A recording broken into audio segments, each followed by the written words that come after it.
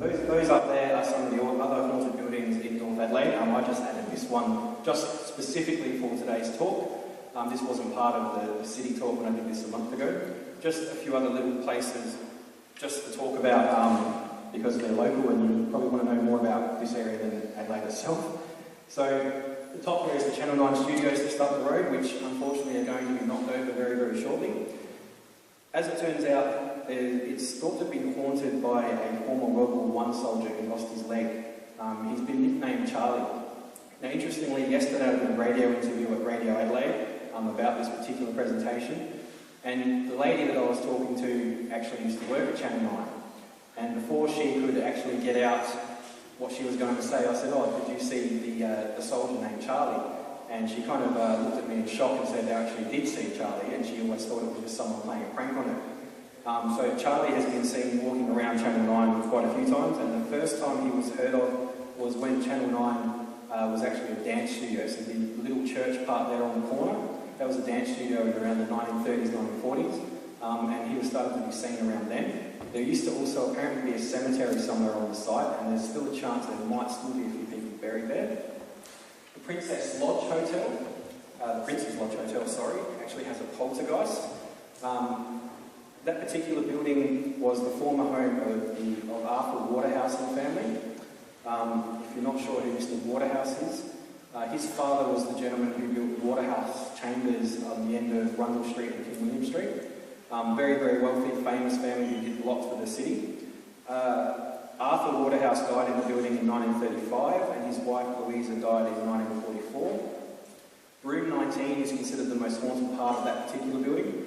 I've had stories of people saying there's a shadow person in there who likes to open and close the door. He also likes to bang on the door. And people also report hearing people playing 8-ball or snooker from the pool room, which I'm not even 100% certain if there's even a pool table in the building anymore. The next one is Downer House at St Mark's College. Obviously the Downer family were very, very important political people in Adelaide. This one's actually haunted by former professors. We actually know their names, Professor Nichols and Professor Fisher. They've both been seen upstairs in what was a library at one point. Mr. Fisher himself was seen by another staff member only around 7 or 8 days after he passed away. This particular staff member walked in and grabbed a book, and his former colleague was standing there looking at a magazine and vanished right before his eyes. The Women's and Children's Hospital is like pretty much every hospital in the world. There's a grey nurse who goes around and looks after people.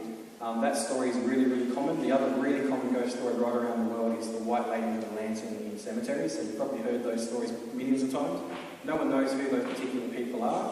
Many people believe they might be some form of angels. 140 Barton Terrace, which I think now is called Sky Trust, but used to be the Green Hill Galleries. That particular building, the spirit there only appears to men, which is unique. I've never heard another place like that.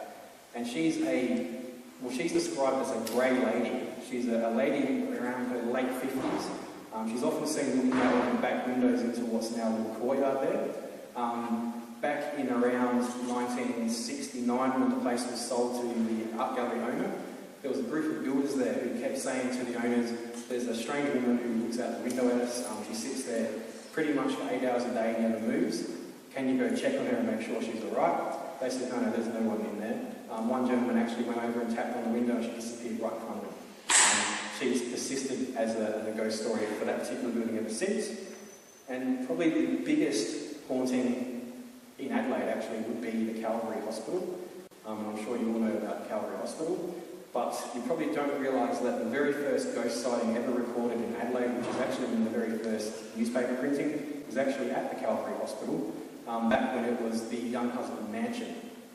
So before Mr. Younghusband bought the place and built his mansion, it was actually owned by the Googers, named, obviously, Googer Street, the city's named after them.